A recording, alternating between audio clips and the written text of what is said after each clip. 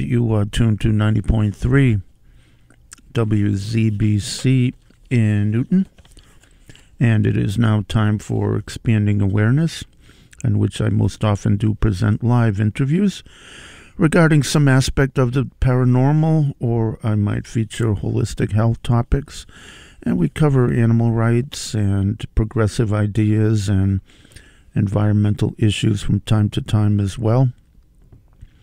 And this is Victor Robert Venskis, and with us in studio is Andrew Cameron Bailey, and he is an Englishman who grew up in South Africa, where he studied chemistry, mathematics, physics, photography, filmmaking, anthropology, God, tripping over words this morning, sorry, and literature. He delivered a 90-foot sailboat to the U.S. in 1969, or is it 89? 69, and arrived on Thanksgiving Day of that year.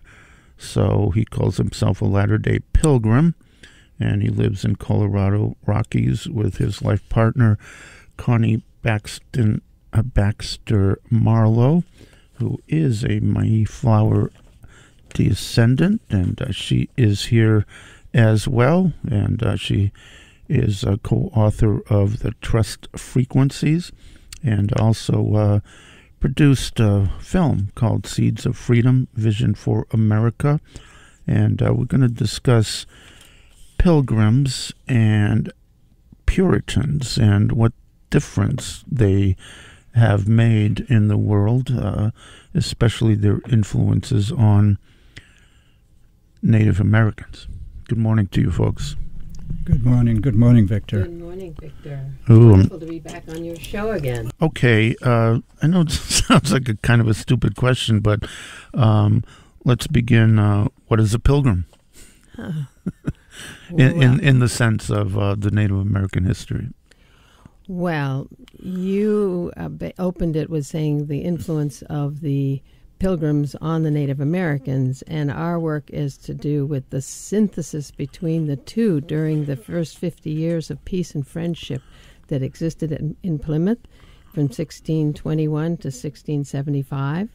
And this is very important in our world because we're interested in the transformation of consciousness of humanity.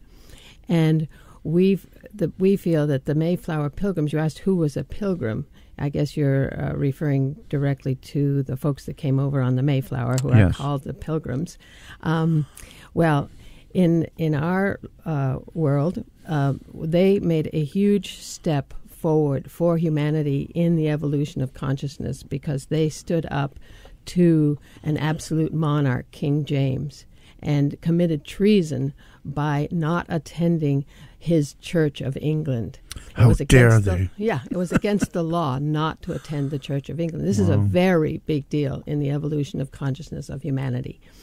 And so they were jailed. They had to escape from England because otherwise they would be persecuted.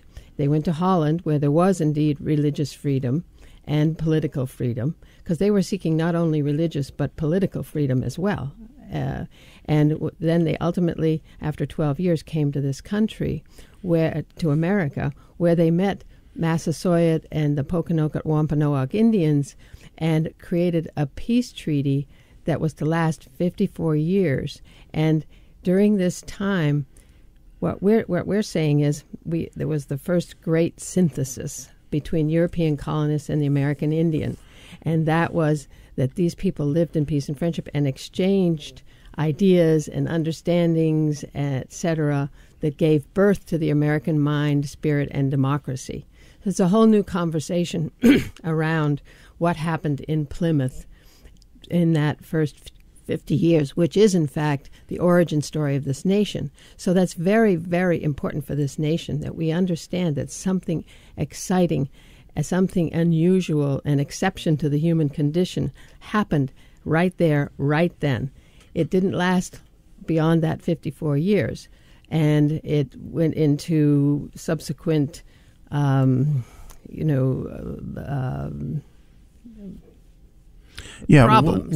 big time. How did things deteriorate?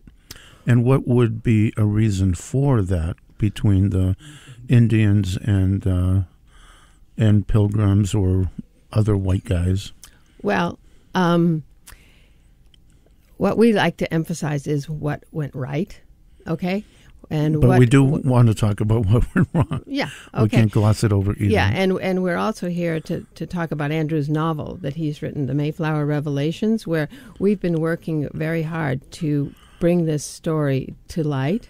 And what ultimately happened was that a lot more people came, thousands of people. The Puritans came into Boston, and the Connecticut and the, the Dutch and et cetera were all over. The pressure for land, the pressure of population, and in fact, what we see is the fact that the Pilgrims had a high vision for humanity, and Massasoit was a high-visioned guy. We have proof of that he was a loving, not ruler, but sachem, and that they were visionary leaders, and they had a vision that stayed in place for their lifetimes, and the next generation didn't have that vision. They weren't of that, what we call frequency. We've written a book called The Trust Frequency. They weren't of that frequency, and land and material possessions and just sheer numbers started conflict.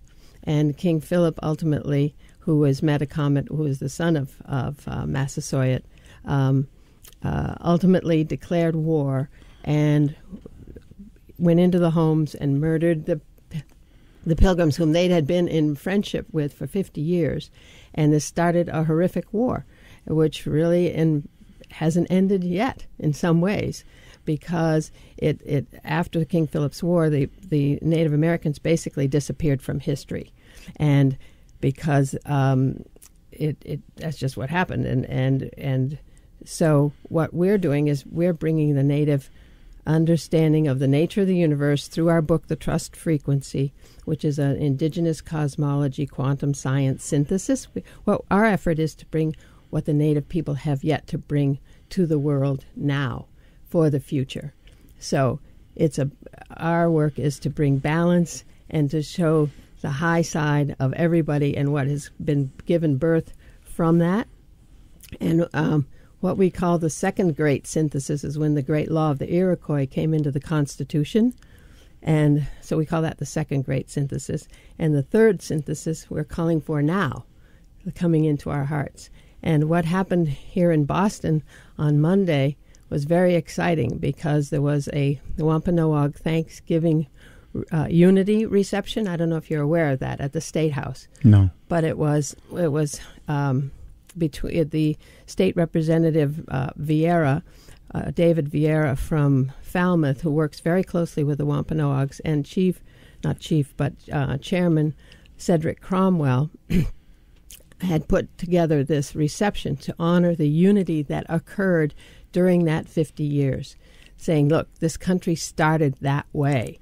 Can we be inspired by that to go forward with inclusiveness and diversity and understanding and take that? And that's been our work for 20 years, to say, hey, something really good happened at the beginning of this country, and it's being trashed by revisionist history. And we feel it's morally paralyzed this nation. And if we want to get up and out, we need to clear up, look at actual facts of what happened there, and see that something extraordinary happened and be inspired by that. Andrew, do you have anything to say? Oh, I don't know. You think I should say something? I think I could do that. Andrew, you wrote this fascinating novel called The Mayflower Revelations. Let's talk about that, how you came to write it, and how is it relate to the past and future? All right. Thanks, Victor. It's good to be back on the show, Expanded Awareness. And as Connie just said, all of our work is in fact about expanded awareness.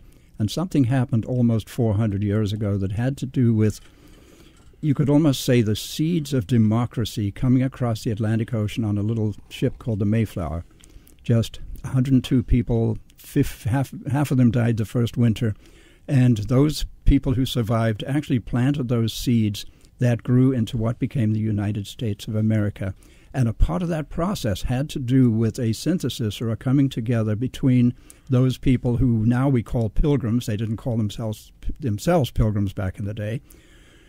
And you asked, what do you mean by a pilgrim? So we could go there.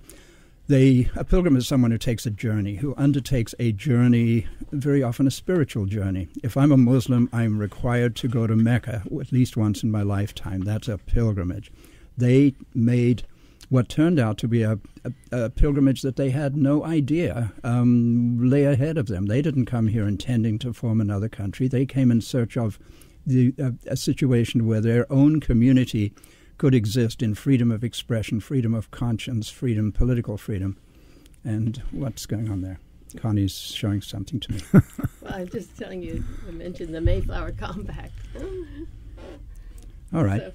So Connie wanted me to mention the Mayflower Compact, which many of our readers may or may not know is widely regarded as the first document of democracy. So if that little boat, the Mayflower, came across with some Western ideas, actual Western ideas, shall we say, the end of absolute monarchy, which had been the paradigm in Europe for hundreds, if not thousands of years. You had a king. The king told you what to do, what to think, and it was enforced by his enforcers, right? And we moved to a whole different situation. Right now, we're in a different situation here in the United States of America. You know, we're free to elect whatever to run the country and take the consequences. What's up with that? So that's different. If we had a king, that wouldn't have happened. However, you know, I'm an Englishman. I still have a queen. I love my queen. That's okay. She's cool, you know. I once wrote a song. It was, Queen's all right, but the country's shaky. So I've been thinking these thoughts for a long time about democracy and how government works, and I know you're deeply involved in that. But the whole venture is at root, it's a spiritual progression. It's about humans growing and learning, and a big part of that is learning to live together, and that results in the political process. It's not like we agree to be peaceful together and then we grow. We do grow from that, but it's about growing enough to realize we need to unite, we need to be peaceful, we need to be together. One thing we do every Thanksgiving, Victor, is we go to Plymouth, Massachusetts, to Plymouth Rock and attend the National Day of Mourning. And I know you do your beautiful powwow on this radio station that same day every year. We will be there this year. We're putting out a call, and this book is about a call. And the call is to take the National Day of Mourning and get through the mourning, because we mourn for a period of time. Every culture goes into mourning for the terrible things. We lost somebody died, or there was a war, whatever it was. We undertake our mourning. The Mohawk, the Iroquois, have a condolence ceremony to assist the people in making it through the mourning period, so we can set it aside, so we can go, okay, we've felt this, we've shed tears, and now it's time to undertake our condolence ceremony and move on.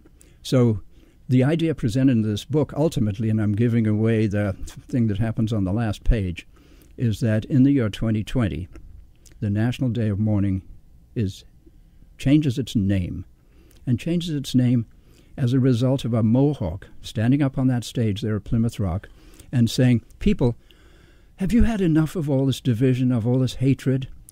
How about, would you like me to lead you through a condolence ceremony? He's a peacemaker, and he does that. And at the end of that, he looks out at the people, and they're kind of really moved. And then he says, one more thing. The National Day of Mourning. What do you think of changing the name to the National Day of Unity? And the people look at him in stunned silence, and then there's 1,000 of them, and they just yell, yes. And so this whole thing that came together to do the condolence, to do the mourning, to do the grieving, we need to do that. All cultures need to do that. The unconscionable behavior of human beings have resulted in such a need to grieve. We can't just ignore it. We can't just tell it to go away. It doesn't go away. And then we need to move on, and we need to find each other in unity. So that ultimately is what this book is about. Yeah, it's a wonderful read, the Mayflower Revelations. When you say revelations, how do you define that within the context of the book? All right. So a revelation is something which is revealed. So the book of Revelations in the Bible is there's something that's revealed by God or by, the Great Spirit or whatever you want to call that. So in this, the revelation really is personal. It's a contemporary book. It's actually set in the year 2020 on the island of Barbados, of all things. Why 2020? Because that's the 400th anniversary of the landing of the Mayflower. Why Barbados? Because in 1676, at the end of King Philip's War, which was the bloodiest conflict between whites and Native Americans, and per capita, more bloodshed than the Civil War. It was a horrific event. Wow. Yeah, like 8% of the English were killed and about 5% of the Native Americans were killed. That's way more than the Civil War.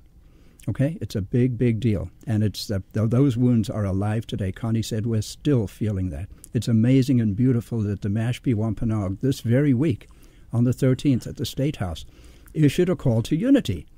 This is, for us, it's a breakthrough. We've been looking for this to happen, and it looks like the seeds of that have begun. This Republican representative, David Vieira, got up and said, "We've planted some seeds today. We have to nurture those seeds."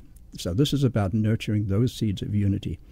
So why Revelations? Because the book, as a metaphor, takes a dysfunctional family of Mayflower descendants who are bitterly divided among themselves as to their opinions as to what happened back 400 years ago. One group of the family thinks that the Pilgrims just landed and brought smallpox blankets and slaughtered committed massacres and then sat down to a 3-day feast with the Indian survivors. Like, that's a different story. And the other side know the actual historical truth, which is the fact that the natives and the English came together and sat down and looked at each other and saw each other's humanity and crafted a mutual protection treaty that served both parties very well. Massasoit became the wealthiest the wealthiest Native American in New England. It lasted, the peace held for 54 years and then fell apart for reasons that are to do with population pressures and so on. So that's a complex story. But what we do know are the results. The results are today we have a problem, and the problem is this divide between red and white. So we're just looking to see if there's some way, if you can plant some seeds of healing that will help this country to restore its core wound, as we like to call it. So the Revelations, what happens in the book is that an old man is dying. He's 93 years old. He's in Barbados. Oh, I didn't mention, at the end of King Philip's War, a whole lot of Native Americans from New England were shipped off to the Caribbean as slaves to work on tobacco and sugar plantations in 1676. A lot of the ones who didn't die in the war but were still potentially dangerous were sent off. And actually, they got down there, and the minute they got there, they started agitating and causing trouble, and they actually got kicked out of there and sent back. We hear they were sent to Ohio, a lot of them. So anyway, that's a whole history that nobody much knows about. It's really fascinating, this early history of this country. It's wild, it's turbulent, it's very enlightening when you look into human behavior that long ago. So the revelation that occurs is that the old man's dying.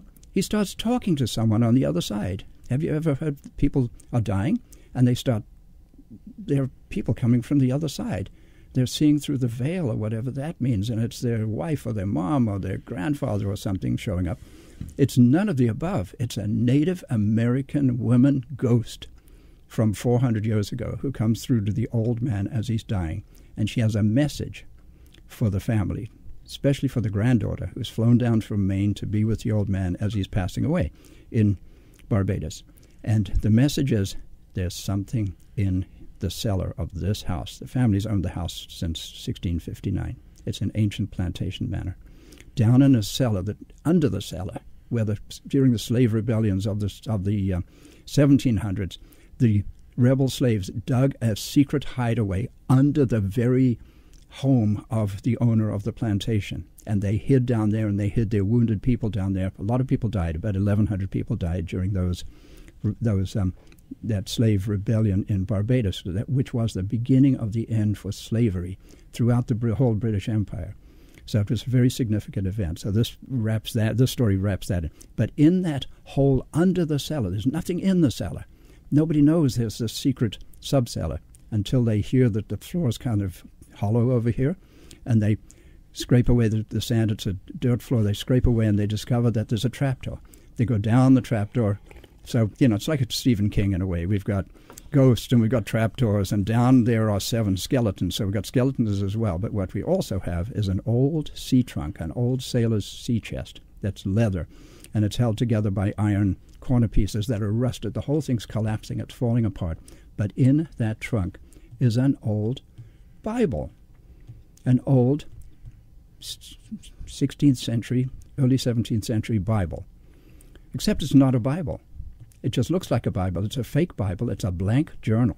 Because back in the late 1500s, women were not supposed to read or write. They made an exception for the Bible. You were allowed to learn to read the Bible. But generally speaking, it was very unusual for a woman to read or write. However, the father of this girl, and the father was one of the people who came over to the Mayflower, he died the first winter.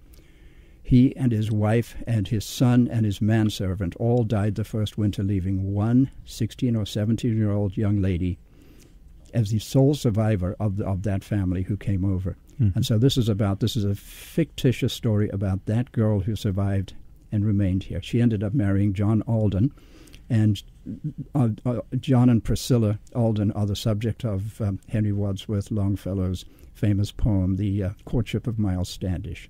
I don't know if you know about that. So anyway, it picks up that family. Happens to be Connie's 12 times great-grandparents that we're talking about here. So through my research and my interest in Connie's ancestry, and through everything I've learned about this whole history, I'm not American. But this is an English story. I'm an Englishman. There's a bunch of English people came over here, and this country started out as an English colony and then broke away. Okay? Right. So in this, what appears to be a Bible, it's actually a journal. And in that journal, the journal's fiction, but the contents of the journal are real. They are literal, verbatim transcriptions of what people wrote back in the day, the actual observers who were on the ground in the 1620s here in New England, right here, who then, this material was published back in London as early as 1622. It was all English, wrote stuff down and published it. And it was very popular over in England. Everybody wanted to read what these guys are doing over in the Americas. They wanted to know about the Native Americans. They wanted to know if it was safe. They wanted to know if we should come over too. Mm-hmm. All of those questions came up at a time when England was in dire straits. They were in the midst of a major famine. There were all sorts of revolutionary things going on. The Pilgrims weren't the only ones who were rebelling against the king and rebelling against the church. So there was a whole movement that ended up with Oliver Cromwell. For a brief period of time there, England became a republic, headed by a guy named Cromwell. The chairman of the current Mashpee Wampanoag nation out here in Cape Cod is named Cromwell. But he's Native American. What's up with that? Probably a connection somewhere. Talk to us about, religion. All right, so the Puritans, Pilgrims, wanted to escape persecution by the church, but did they not in turn begin to persecute the natives on the land? No, they did not, in fact, at all. They hung an Englishman. Was he an Englishman? Two English sailors. Two Englishmen for abusing an Indian or killing an Indian, yep. Right? They actually hung people for abusing an Indian. So this is what you're expressing is the misinformation that's out there, Victor. They lived in the Indians were considered equal under English law. They had rights. They were on juries. They had the same rights as they could appeal to the king. They did appeal to the king. So, you wanted to talk religion, and what we've seen is the similarity between the Mayflower Pilgrims' spirituality and the Native American spirituality. Okay, what the Mayflower Pilgrims wanted for humanity was for us to be able to operate according to our conscience. Okay, that's basic for the Native American. When the Creator speaks to you, you get to operate that way. You get, it's an autonomous sovereignty of the individual, and this is what the Mayflower Pilgrims were seeking. Okay, and they had a providence-based paradigm. The Indians have a creator-based paradigm. It has to do with a higher force that we listen to, and we operate according to that, and to have the freedom to do that. And that's what they felt that a democracy would do. That this Mayflower Compact formed a civil body politic that elected offices and officers, it created offices, and then it elected people, and that you would obey these people. So here is this democracy, fledgling democracy, and what we've observed is the fact that these ideas came over from Europe, but what the great peacemaker had brought to the Iroquois, the warring tribes of the Iroquois, was these similar principles, and that became the United States Constitution. The synthesis between those ideas became the United States Constitution. So what we're saying is something was given birth between the synthesis between the colonists, the Pilgrims, and the Indians for this first 54 years, and something else was given birth to when we came together with the Indians. So let's have a time now where we come together and see what wants to be given birth to, because what's happening is not working. And that's what was pointed out on Monday at this Wampanoag Thanksgiving event was, hey, let's nurture these seeds. Let's come together. Let's see what would come of us actually loving each other. Cedric Cromwell ended the whole day by saying, I love you. Okay? He brought in the love word. And that, if you read the source material of the Pilgrims, you will see that word love on almost every other page. And Edward Winslow, one of he was basically the emissary to the Native Americans, he was asked at one point, how come you dare to come into Indian country like this? And he said, where there is love, there is no fear, and for mine own part, I am fearless to come amongst you. Okay? We're talking a higher vibration here, Victor. We're talking expanding awareness. We're talking it has happened in the past. It can happen again. But we've got to get rid of all this crap that's been put on it and see it for what it was, acknowledge it, move out of the victim, perpetrator, guilt thing that's been enmeshing us and putting us on a downward spiral for the past 30 years, basically since 1970 when this whole National Day of Mourning thing came through. And we need to, like Andrew said, do the mourning and go forward into our hearts and into something new. And Victor, you wanted to talk about religion. And I think the implication was that the white people came here and used religion to do something to the Native Americans. Well, yeah. Right? Oh, yeah, that's been my understanding. Or they wanted to convert them into. Yeah. So let's put that Christians. One to rest a little bit here. Firstly, let's get clear about one thing. The Pilgrims were pretty different from the Puritans. Yeah, that's what I want to talk about. Yeah. So we actually had a group who were, at root, they were Puritans. They had originated in England. And what does the word itself mean? Okay, so Puritan means to purify. It's from the word pure. Okay. A Puritan was someone who wanted to purify the church. The Church of England was this decadent thing with these fat bishops and these lush robes and all of that stuff. Like it ain't now? Now what? Yeah. Now what happened is the Bible had been translated into English, and suddenly people at Cambridge, serious scholars at Cambridge, were studying the Bible and going, wait a minute, it doesn't say anything about that in the Bible. Where did this come from? Where did it come from? It came from the Holy Roman Empire, which became the Holy Roman Catholic Church, and we're sitting in the heart of it right now, and I love it, and I respect it greatly. But the Jesuits here are pretty cool. Yeah, good. Thank God for that. And the Jesuits played a major role in the native. They were the guys who really, really worked with the Native Americans throughout history once the French came through the French. Mm-hmm. And they were present to record and document a lot. The Jesuit Relations is a collection of writings by Jesuits that's precious in French, but it's been translated into English. That's a separate thing. But if you really, really want to understand the early Native America, or at least Native Americans at the time the French came and started doing the fur trade and all of those things. It's those Jesuit relations that present that. But back to the Pilgrims. The Pilgrims were different. They recognized something that the Puritans had not. The Puritans the Puritans wanted to purify the church and thought that they could stay within the church and purify it by like lobbying, like, come on, bishop. It doesn't say bishop, so you got to step down and go somewhere else. The bishop's not going to do that, right? Another group looked at it and said, you know what? It's a lost cause. It's a waste of time. It will never happen. There's only one thing we can do. We have to separate. So the Pilgrims are separatists.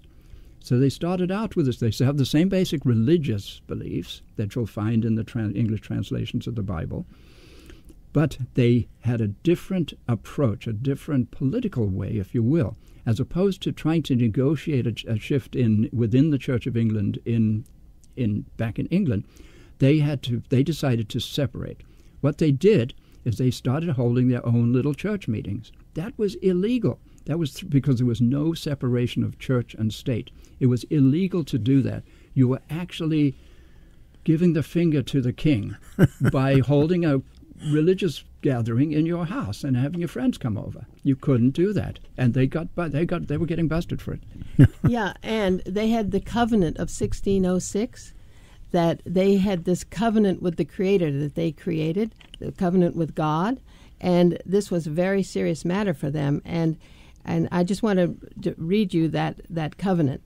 As the Lord's free people, we've joined ourselves together by a covenant of the Lord into a church estate in the fellowship of the gospel to walk in all his ways made known, or to be made known unto us, according to our best endeavors, whatsoever it shall cost us. So listen to that last sentence there, whatsoever it shall cost us. They committed themselves to separating from the church whatever it cost them, and it could have cost them their lives, and it did cost a bunch of them their lives. So they managed, it was illegal and you couldn't leave. You weren't allowed to leave England without the permission of the king. You couldn't just get on the next plane or ferry boat and go to Holland. So they had to escape to Holland. That took 2 failed attempts before they succeeded in doing that. They then spent 12 years in Holland, which to this day is one of the most liberal countries on the planet. Ever been to Amsterdam? Yeah. Amsterdam is a free town. Prostitution's legal. Hashish and marijuana is legal. Has been forever. It's just a place that hasn't gone as authoritarian as so many other countries.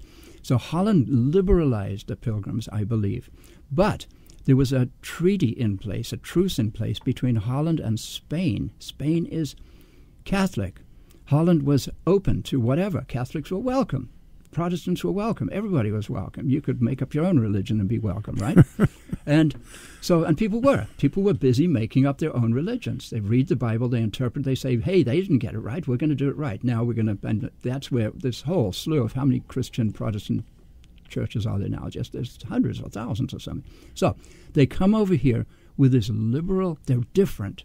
They're different from the Pilgrims. They're different from the Puritans who would start showing up in the late 1620s. Pilgrims got here 1620. 1628, 1629, 1630, you get Cape Ann, you get Salem, you get Boston being settled. You start having the Puritans come in. Puritans are a lot stricter, but they too have got a bad rap. The Pilgrims made 0 attempt to convert. Get this straight. The Pilgrims made 0 attempt to convert the natives to Christianity. In fact, they were very interested in the spirituality of the Native Americans. They actually wanted to learn their language and understand them. So that's part of the synthesis Connie's talk about. So what in that covenant, what one has to really hear is they said his ways made known, or to be made known unto them, meaning that they were totally open to learning and growing from their experience, from what they might learn in the process of becoming this free person and listening to how the divine's going to show up wherever it's going to show up. So let me put that another way. They were not fundamentalists. Fundamentalists believe that if it ain't in the Bible, I'm not believing it. The Pilgrims were different. They said, it's not over yet. There are revelations yet to come. Some of them are called the Mayflower Revelations, okay? There are revelations yet to come. And we're going to go that path no matter what it costs us. So they cross the Atlantic, they come over here, they lose half their people the first winter in tents. They then live in peace and harmony with the Indians for 54 years. That's a big deal because they were surrounded by a lot of other Indian groups who would have got them, they would have taken them out really quickly. But Massasoit was a visionary Native American who saw several things. He saw that, firstly, he was a great-hearted human. Secondly, he was an intelligent, wily politician. He realized that aligning himself with these people, because he had some inside information. He had a friend named Squanto who had just spent 6 years in England, and Squanto had been over there, knew how many people there were over in Europe. Nobody else knew that.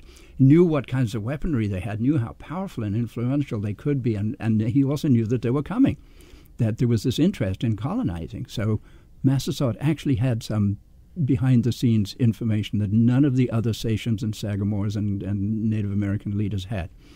Those guys would have taken the Pilgrims out just like that. Massasoit said, we're going to unite. Massasoit's people had been decimated by an epidemic of disease, and this book deals very deeply with that. I have a completely original theory, hypothesis on what happened to the natives before the Mayflower came. There are a lot of people who believe the Mayflower brought smallpox to the East Coast.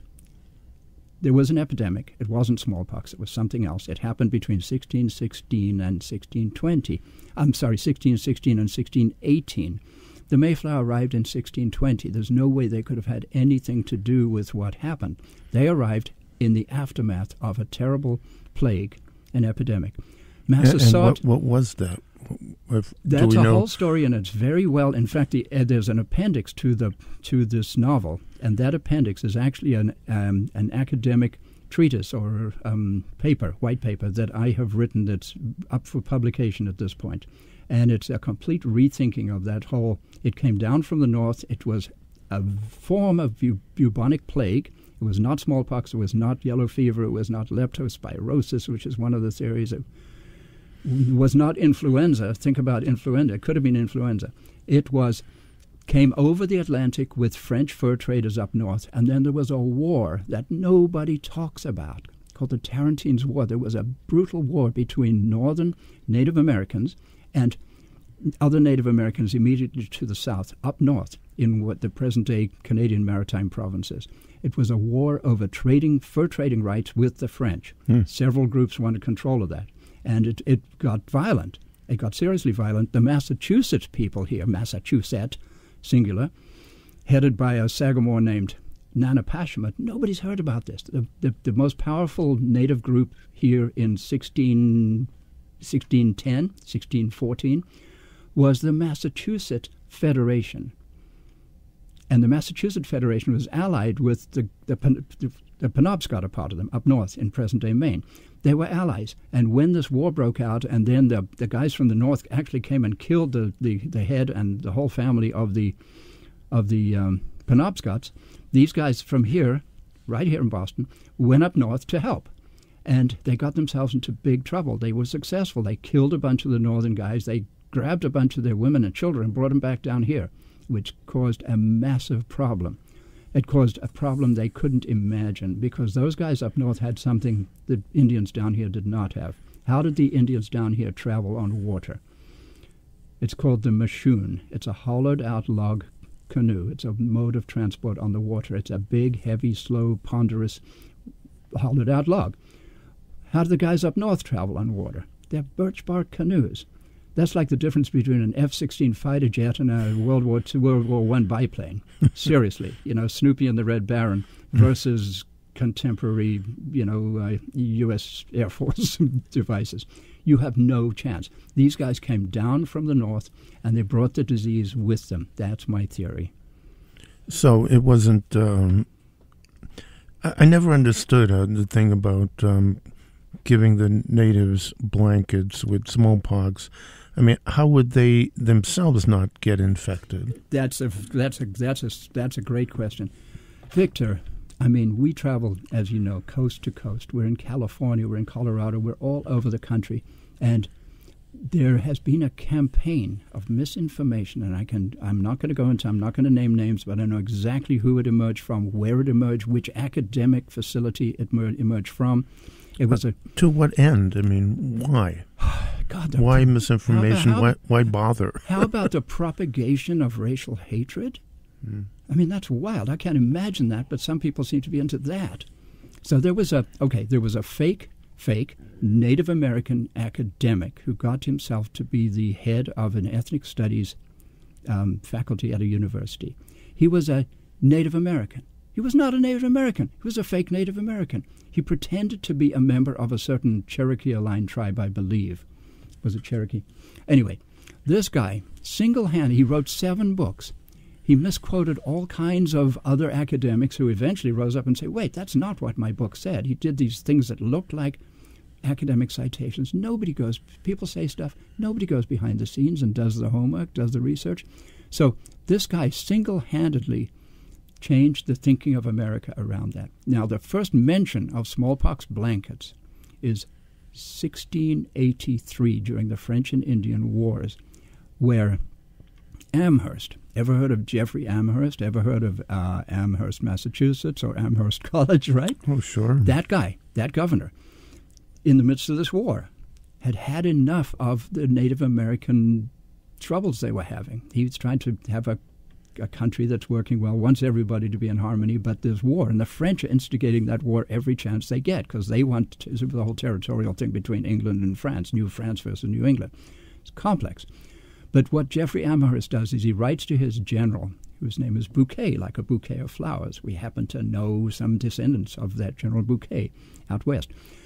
General Bouquet, he writes, and it's there, it's preserved. In the postscript to a letter that he wrote, he said, by the way, is there any chance we could inoculate, to use that term, is there any chance we could inoculate the Indians with smallpox using blankets? That's the first in the history, 143 years after the Mayflower, okay? 143 years later. There's no way the Mayflower had anything to do with that. Okay.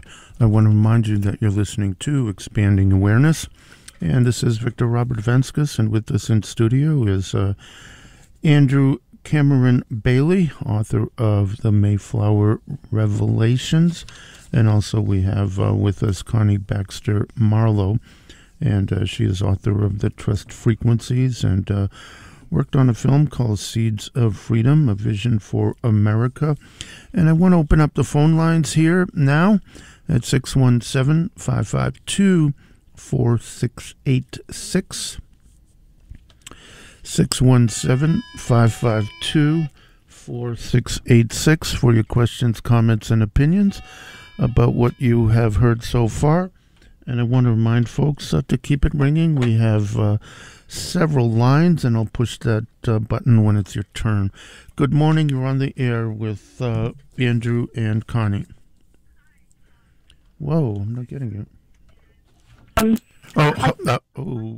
Hold on. We weren't getting you. Start from the beginning. Okay.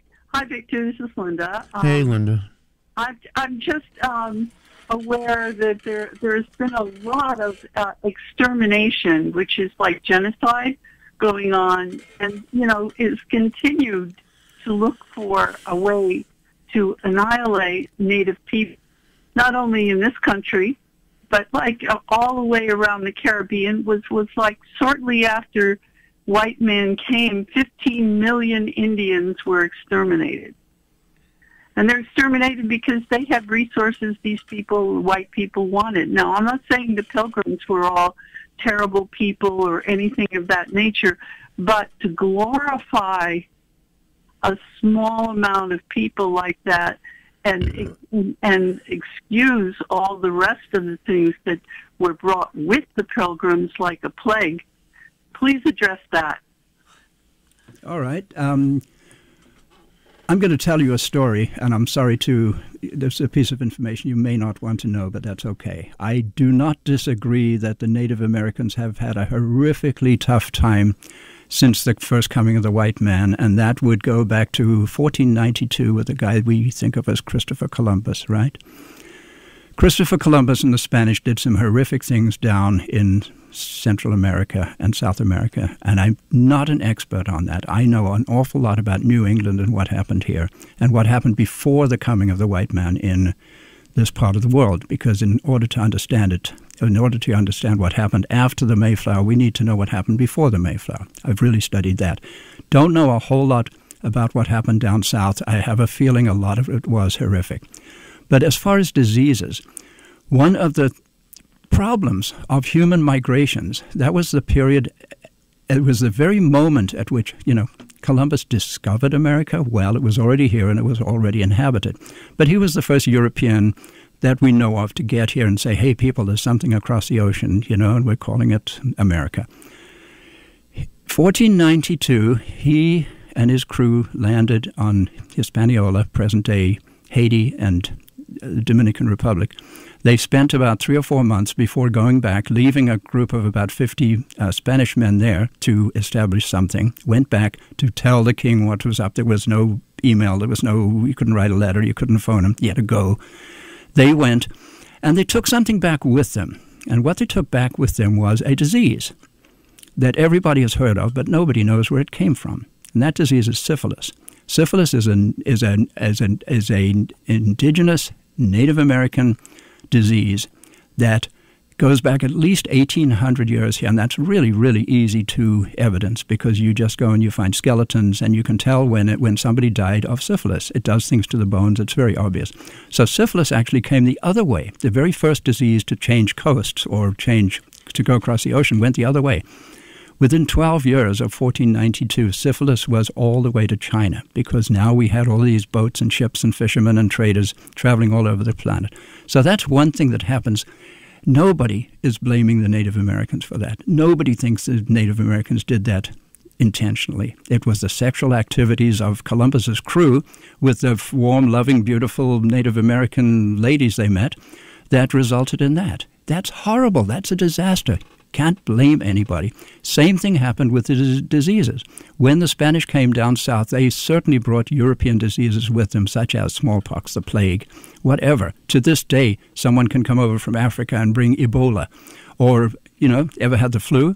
These things are transmitted. They're the result of humans moving around and these microorganisms. And we have to be very careful not to blame individuals for doing something that was completely unintentional.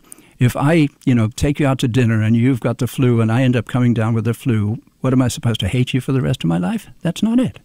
And one thing, there was in fact a smallpox epidemic in 1633 in New England, and the Puritan people cared for the native people during that epidemic. So if you want to put your focus on the negative, you can do that. We put our focus on the positive because the only way out is up to a higher level of consciousness and moving into our hearts and looking at the positive, what has happened in a good way between various people. I hear what you're saying, and my reference was not a physical plague, but the plague of the white people just coming over and grabbing things from the native people and pushing them off of their land and destroying their culture with no respect for it. That's what I meant by the plague, not by. Oh, you were talking about a spiritual plague that I, the English white man, brought. Is that what you're saying? Spiritual plague that they brought and has continued in this culture. Now, there are obviously, on both sides, there are people who can see past mourning, who can see past all these things. But if you take the flag of Massachusetts, which a friend of mine has been who is not Native American, who's been trying to change, there's a sword over an Indian's head. Yeah, I know. We were just looking at it at the State House on Monday. Can I give you my perspective, Linda? No, I want to finish what I'm saying first, and then, of course, I'd be happy to hear your perspective. Okay. He's been trying with the legislature and Native American people from Massachusetts to make a change in that. And it's always about politics. It's always about numbers. It's always about how important the Native Americans aren't because they don't have the numbers. They have been, when I went to the first parade in Plymouth, where they invited the Pilgrim Parade, where they invited the Native Americans, and that was less than 20 years ago. That's a hell of a long time after the Pilgrims. And they refused to allow them to have a fire at one of their first Thanksgiving places where they had a powwow. I was at that too. I'm just saying, you know, this hasn't ended in terms of the way the white people treat the Indians. It just keeps going on and on and on. And always to shrink anything they have with the idea that they don't count. There's not enough of them. And they're not important. Okay, can I give you my perspective? Of course. Okay, what my perspective is that it has not been time in humanity's culture to embrace the heart, the spirit. Jesus Christ was killed, right?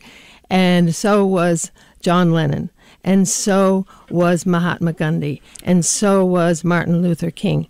All the leaders who have brought forth the spirit, the heart, they have been taken out, okay? So, from my perspective, it has not been time for the heart. The Native people are carrying a connection to the sacredness and oneness of all life. They're carrying something critical to humanity that we have shut ourselves off from, that you're speaking of, okay? A culture that's been developed without that spirituality, without that connection. And any effort of anyone through the ages to bring that forth has been taken out. Okay, so we still have the Native American people here. They're stepping forward now in their hearts at this event on Monday at the State House. Cedric led the way. He said, I love you. Okay, I'm ready to go forward. Let's go forward into unity. That unity started here in Plymouth with this 50 years of peace and friendship between the Pilgrims and the Indians. Is it time now for us to go into our hearts and open to what the Native people can bring to us so that we can move out of this incredible mess that's falling apart? It's so obvious right now that this does not work. You establish a society based on man-made laws instead of universal laws. You've got a crumbling situation, a house of cards built on a false foundation is how we put it. So you're sensing that, you're outraged about it, and so are we. And the work that we're doing is to bring that heart and spirit of the Native people, to bring the Western mind to understand what they're carrying in their cosmology, how their understanding of the conscious, loving, abundant universe. That's what our book, The Trust Frequency, is about. And quantum science is now proving that, okay? Quantum science is now showing the Western mind that it is an interconnected universe, that we're all connected. We're not only connected, we are one. We're one consciousness. So that's all I can say is that we agree with you. It's a mess. It has been a mess, but there is a purpose to it all, and it is all, and which is very Native American, and Native Americans know that everything has a purpose. So it's all leading someplace really great, and it is the divisiveness in the country and the collapse of this country that instigated Cedric and Representative Vieira to step forward to say, hey, this country started in unity, let's go forward. And if you'd like to continue the conversation in person, we will be at the Mashpee Thanksgiving celebration later on today. So come on over to Mashpee, Cape Cod.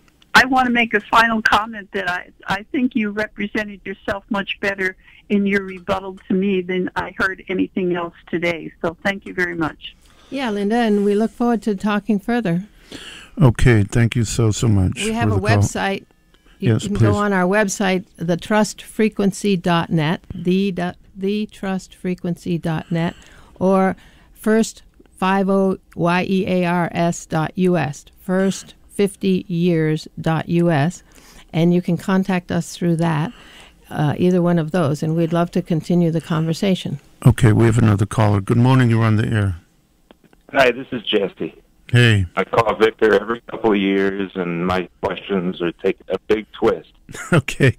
All right, let's do the twist. Okay, so very quickly, Okay. How did Native Americans in the first place get the opportunity to have gaming licenses, like Foxwoods and places like that? That's not a subject we talk about, sorry. Okay. You don't want to address that? No, we don't have any idea. Nothing about it. Not. Oh, okay. That's another subject entirely. What's that got to do with anything? All right. Not on this subject, anyway. Okay. How do you get to expanded awareness from that? I'm sorry. So let's just drop it, shall we? Okay. Do you have another question? They don't want to talk about gaming. You don't want to talk about that. We don't. We have no idea, sir. We just are completely ignorant on the subject. I'm sorry. All right. We're going to take another call. Good morning. You're on the air. Hi, Victor. Just a few minutes ago, your guest mentioned an author who wrote 7 books, and he mentioned racism. Your guest said racism.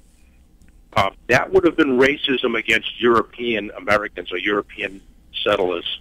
So who was the name of that author? Does he happen to know? I'm curious how vague he was about it. Okay. Tell you what, Google smallpox blankets and you'll find his name. You don't know who it is? I'm not going to mention his name just because I don't want to be contentious. He's very litigious. I do not want to get a lawsuit against me for mentioning his name on the radio. I don't think you do that. That's ridiculous. That's all right. Absurd grounds to deny me the name. Don't you think that there's an ongoing political agenda against European Americans now? It's probably been going on for years and years and years. Oh, I would agree with. I want to know the ancestry of that guy that wrote the books. All right. So write me an email, and I'll be happy to communicate. acb@circularcity.us. All right. Thanks a bunch. ACB. Okay. Thank you for your interest. Okay. One of my favorite topics is the white buffalo. What can you tell us about that? Well, I grew up in South Africa, and one of my favorite topics is the white lion. Yeah. And one of our Native American elder friends tells us, he's present, what's his name, Connie? Who leads the World Peace and Prayer Day? Yeah, Orville Looking Horse. Chief Orville Looking Horse says that white animals, not just the white buffalo, that was kind of the precursor of a whole situation now where there are various white animals who are not their normal We have color. a white squirrel on the Boston Common. Now we're talking. You see, it goes all the way. I'm going to find a white mouse in my daughter's little mouse box. Tell them what Orville They've been said. around a long time. He says that they're the precursors to the coming of peace on earth, to this huge leap that we're taking. That it's a sign that we are coming together, and that humanity is going to move into our higher potential. This whole thing has been a process, and the Native people know that. It's in their prophecies that all people the 4 colors of man are going to come together, and we're going to bring forth something that's never been on the planet before. And that's what the white buffalo heralds. And Orville Looking Horse has a little booklet called The White Buffalo Teachings that probably, I don't know if it's on Amazon or what, but look up Orville Looking Horse. He was a major leader in Standing Rock, which we saw as a major step forward in what the Native people are bringing to humanity, which is the oneness and sacredness of all life, that water is life, that we are a human species together, and we all depend on the sacredness and beauty and love of water. Now, just recently, this past week, I heard a show on WBUR regarding genealogy, where people take these tests with saliva and whatever, and it often comes that everyone is a mix of different